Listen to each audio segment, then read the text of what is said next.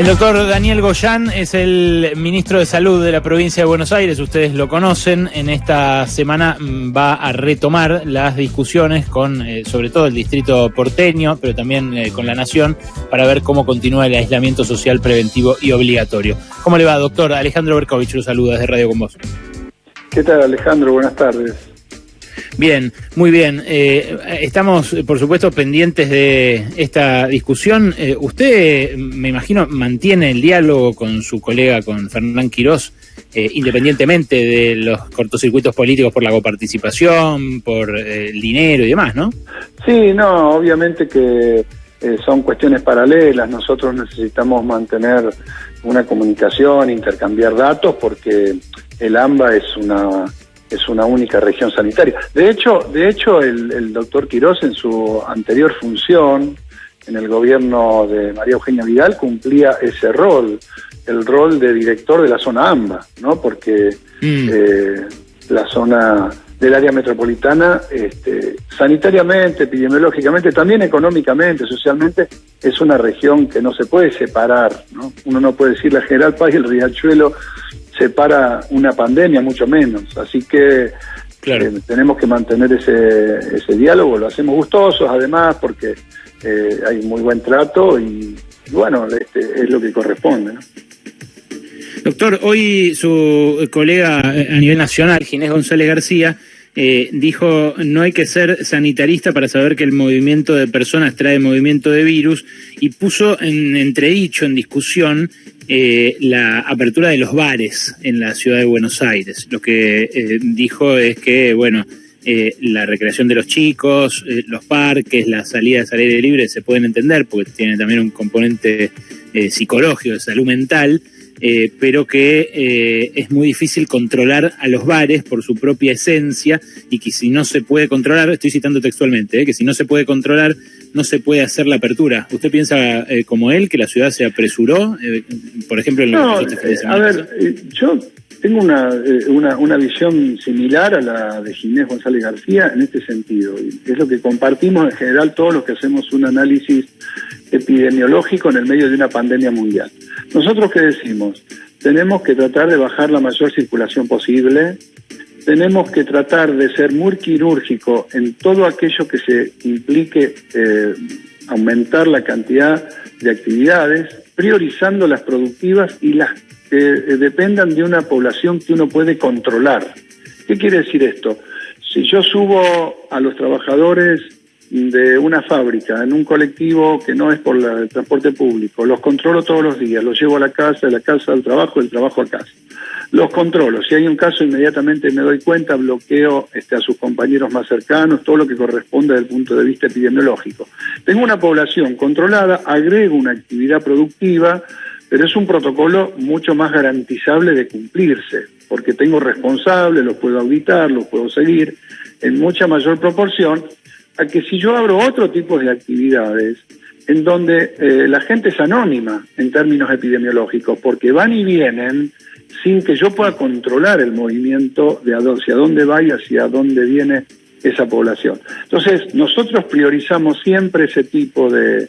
Y para las próximas etapas va a ser así. Nosotros en las próximas etapas siempre tratamos de poner actividades productivas, controlables, y en ese sentido, lo que es la parte esparcimiento recreativo en términos de salir, tomar una cerveza, nadie dice que sea algo malo ni que sea algo que todo el mundo quiere hacer. Lo que decimos que en términos de una situación extraordinaria, que pasa una vez cada 100 años, el esfuerzo tiene que estar hecho en esa parte prioritariamente, en la parte en donde dispersamos por algo que no es esencial una vez cada 100 años, digo, si me van a decir de por vida no puedo hacer esto, bueno, yo hablo del tema psicológico, es una vez cada 100 años, el esfuerzo es una vez cada 100 años. Eso es lo que tratamos de que la sociedad entienda, de que es una situación extraordinaria y que lo que pedimos, que aquellas cosas que no son absolutamente imprescindibles, no las hagamos. Entiendo, doctor. Ahora, hay niveles de imprescindibilidad. Yo lo escuchaba recién hablar sobre si podemos controlar, si no podemos controlar. Por eso también es que complicó tanto la situación que se haya politizado la pandemia, ¿no? Como dijo Carla Bisotti hace un par de semanas. La idea de control le agrega al control de la epidemia un componente político que se puso en entredicho en estas últimas semanas y que, bueno, hizo que los casos llegaran más alto. ¿Usted qué cree que llevó a esta situación, a esta cantidad de casos, arriba de 10.000 por día, arriba de 250 muertos por día? ¿Fue lo que se relajaron los controles o fue lo que desobedeció la gente de esos controles? No, primero hay una cuestión que tiene que ver con la dinámica propia de la enfermedad. Ustedes se acuerdan cuando nosotros nos decían un poco que éramos como pájaro de mal agüero, porque decíamos, esta enfermedad se comporta de tal manera, la dinámica epidemiológica es de esta manera, y por más que se han hecho esfuerzos enormes y muy valederos y con muy buenos resultados, es imposible detener de por vida al virus, porque tendríamos que casi hacer como la Edad Media y después nos morimos de inanición adentro de la ciudad amurallada, ¿no? Es decir, no existe la posibilidad de in eternum tener todas las ciudades amuralladas para que no haya contactos. Se hizo muchísimo, pero siempre la consigna fue retardar la velocidad, la consigna realista, digo, ¿no? Retardar la velocidad con que el virus se va a ir expandiendo, porque si en un mes y medio pasó de China a todo el mundo, imagínense que, no sé qué cosa especial tendría Argentina para que eso no sucediera. Lo que sí, con todas las medidas se retardó, si no hubiese explotado todo rápidamente, con un pico muy agudo y, bueno, todo lo que venimos diciendo permanentemente, en poco tiempo, gran mortalidad, colapso del sistema, todo eso se evitó. Pero lo que es imposible es de por vida parar, ¿no? Nosotros lo vemos claramente en la provincia de Buenos Aires, cómo se va pintando cada vez más de colores rojos más intensos y en forma muy irradiada el conjunto provincial, con los enormes esfuerzos que se hacen porque eso no suceda y que se va retrasando. Así que la primera parte es la dinámica de la enfermedad. La segunda consideración que yo tengo la necesidad de hacer es la siguiente. Cuando nosotros decimos mueren 200 o 250 personas por COVID por día, no es que lo estamos comparando contra nada, ¿eh? Todos los años muere una cantidad de gente por enfermedades respiratorias agudas fuera de pandemia. Esto quiere decir, no es que uno puede vivir de cuarentena para que no haya contagios de ninguna enfermedad respiratoria aguda. Se hace en este caso porque si al COVID le sumábamos todas las enfermedades habituales del invierno, que casi no tuvimos, 69% menos de enfermedades respiratorias agudas hemos tenido, bronquiolitis no hubo, una serie de enfermedades que no hubo. Toda la accidentología que no se produjo y que nos ocuparía camas de terapia intensiva producto de la cuarentena. Si uno suma todo eso, el éxito es extraordinario porque se logró evitar el colapso del sistema. Pero no es que no va a haber muertos, tenemos que intentar que sea la menor cantidad posible, porque además ahora tenemos un desafío que es además ético y moral. Tenemos una vacuna a la vista, con fecha más o menos precisa. Si no hubiera ese recurso a la vista y uno dice, no sé cuándo lo voy a tener, no puede vivir de cuarentena toda la vida, ¿no es cierto? Las sociedades no pueden hacerlo. Ahora, la diferencia que existe entre los meses, que son 4 o 5 meses hasta la vacuna, todas las muertes que yo evite a partir de menores contagios son vidas que voy a salvar y luego las voy a tener protegidas por la vacuna. Así que no es solo la cuestión de que no nos colapsen las camas, es cuestión de que tratemos de preservar la mayor cantidad de gente viva de la que tiene más riesgo a morirse hasta la vacuna, porque sí tenemos esa solución y es definitiva. Es muy claro, doctor, lo que me responde. Le quiere preguntar también mi colega Noelia Barral Grijera. Adelante, Noé. Muy buenas tardes, doctor Goyan. Le hago una consulta respecto de la situación, sobre todo en el conurbano bonaerense.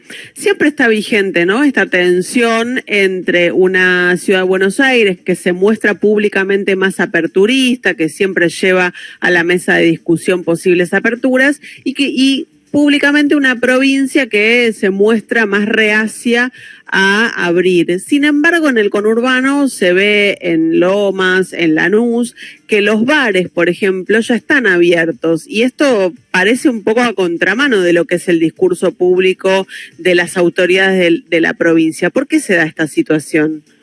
Mire, una cosa es que yo diga hay incumplimiento. Y otra cosa es que yo diga, bueno, como hay incumplimiento, lo legalizo y lo regularizo para todo el mundo. Se multiplica por 4 o por 5 la cantidad de circulación. Es decir, nosotros hoy, si liberamos las actividades porque ya hay un 20% que incumple o un 25% que incumple, empieza no a incumplir. Ya todo el mundo saldría a la calle. Yo le puedo asegurar que el movimiento que uno observa en la provincia de Buenos Aires es, como en la ciudad también, pero en la provincia, que es lo que yo recorro, es pero muy inferior a lo habitual. ¿Esto qué quiere decir? Hay un porcentaje muy grande de la sociedad que se está cuidando, que está haciendo las cosas como corresponde.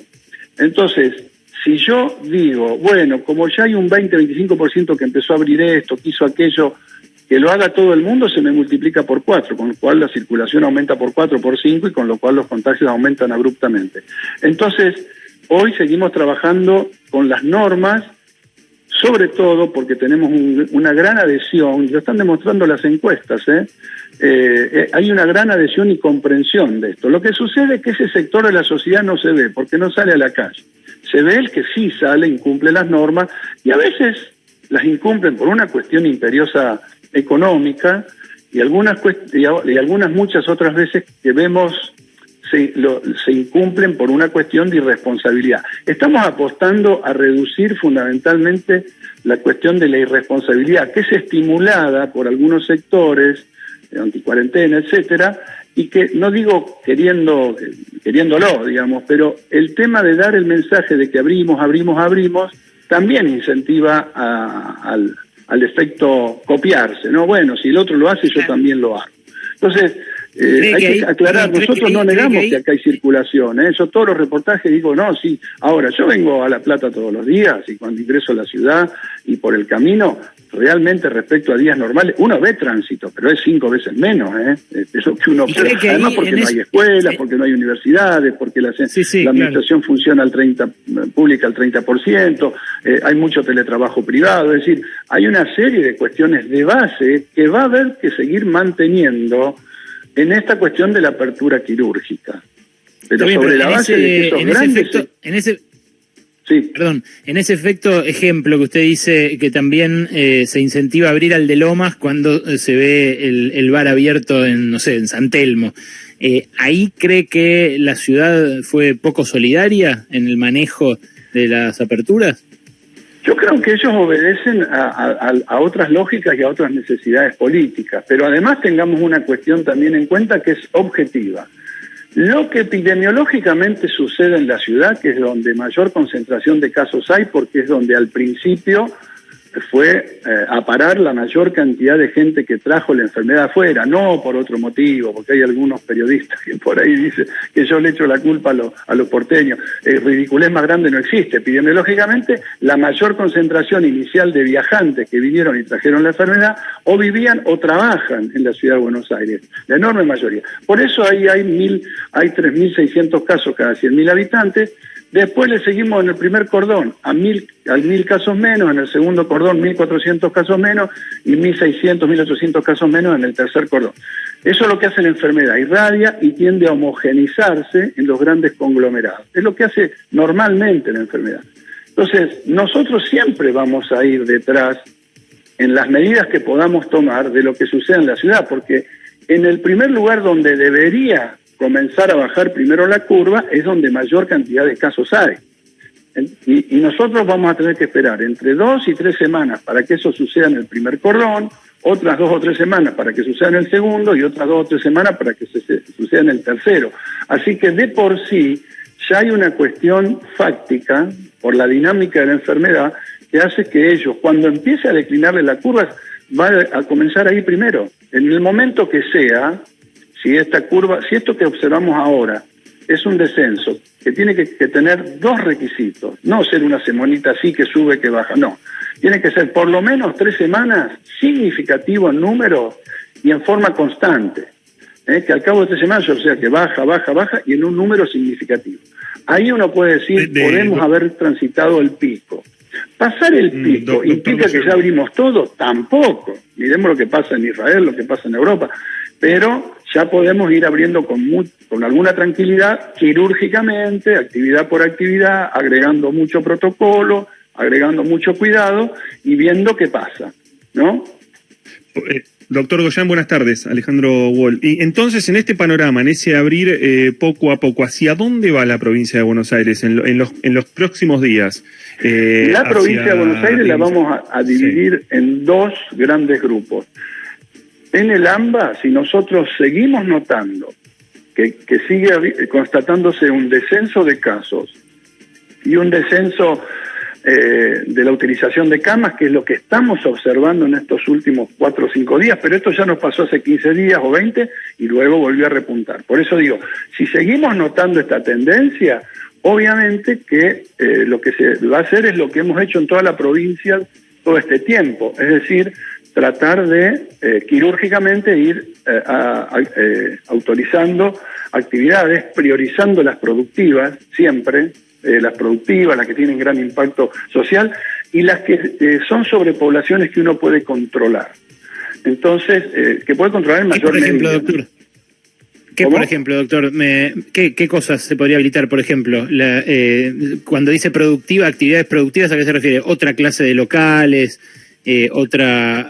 No sé, otros rubros de comercio. Se pueden abrir determinado tipo de actividades comerciales muy controladas, con determinadas características. Se puede pensar en determinadas actividades de la construcción. Es decir, se puede ir pensando en determinadas actividades que si yo logro tener un control epidemiológico lo más severo posible, lo más estricto posible, las puedo ir agregando.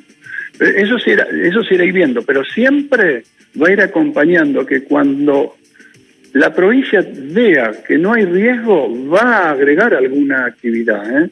No es que estamos cerrados a no agregar. Y con la misma determinación, si vemos que la situación se empieza de nuevo a poner mal, las tenemos que restringir. Esperemos que no sea así, ¿no? Esperemos que podamos entrar a una fase. Eso es el AMBA. En el resto de la provincia tenemos que ir municipio por municipio porque hay realidades muy diferentes. Estamos muy preocupados por municipios grandes, ciudades grandes como General Pueyrredón, Mar del Plata, como ciudades como Bahía Blanca, como Junín, Pergamino, digamos que son ciudades que ya tienen una cantidad de gente importante y que cuando se instala ya en forma de circulación comunitaria permanente, después es muy difícil apagar los focos. Por eso estamos yendo a reforzar aún más regionalmente esas ciudades, porque además encontramos algunos intendentes que no ayudan en términos de parar la cantidad el ritmo de contagio, ¿no? La velocidad de contagio. ¿Quiénes, por ejemplo? Porque mantienen ¿de Mar del Plata, mucha actividad. Entonces ahí hay que hacer un juego entre lo que hicimos en el AMBA todo el tiempo, entre la cantidad de actividad que uno autoriza y lo que dispongo de sistema sanitario. Si se me desbalancea eso, tengo problemas. ¿Quién, por ejemplo, le puso obstáculos a este plan? Por ejemplo, Tandil, ¿no? Tuvimos el caso típico.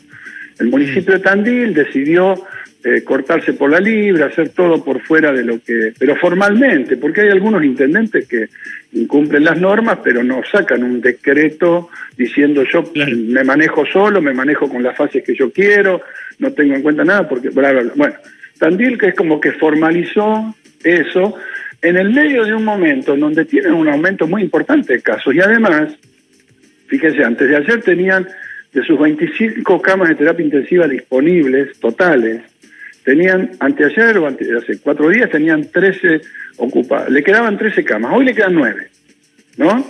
Digo, hay que ser cuidadoso porque después Tandil tenemos que ir con un avión a buscar la gente, o hay que trasladarla a 200, 300, tenemos eso previsto también, pero le pedimos al intendente que nos ayude un poquito.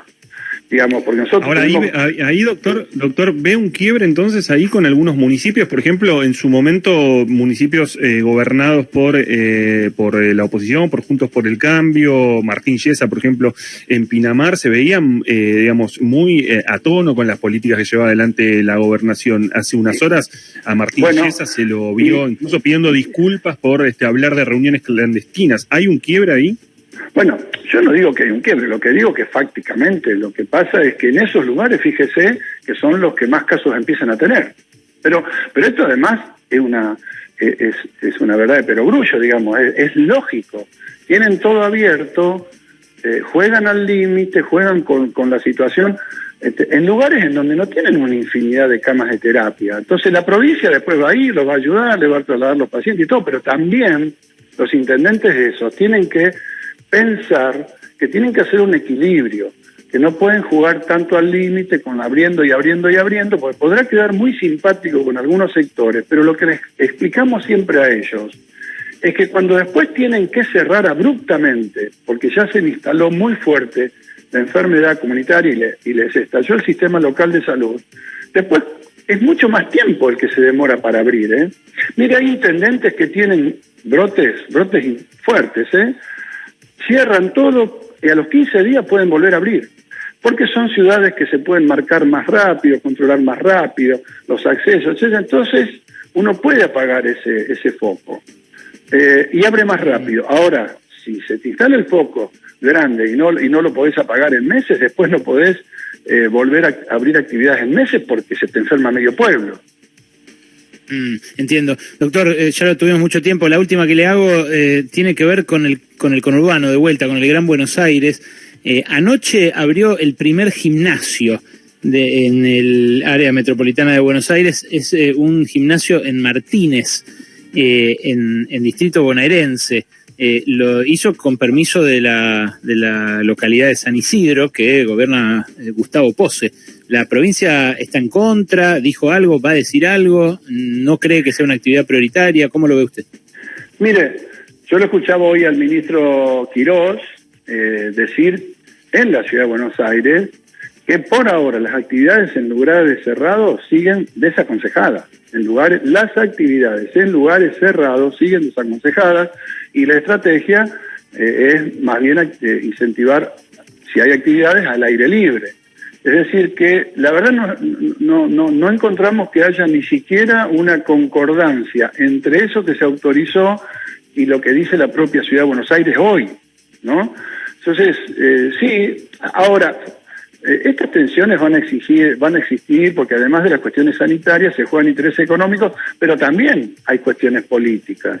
Yo lo único que digo es que hay que tener mucho cuidado porque después, cuando la cosa se desmadra, es muy difícil actuar y vamos a correr de atrás a algo que hoy lo podemos ir controlando en forma más o menos organizada.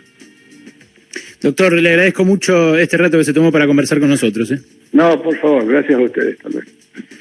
Era Daniel Goyan, el ministro de Salud de la provincia de Buenos Aires, hablando de todo, cómo sigue la cuarentena a partir de la semana que viene, un anticipo fuerte que tiró de que se pueden abrir nuevos rubros comerciales aquí en la provincia de Buenos Aires, en el Gran Buenos Aires, y también lo que dijo sobre Tandil, sobre el gimnasio que abrió anoche y sobre la relación con la ciudad de Buenos Aires.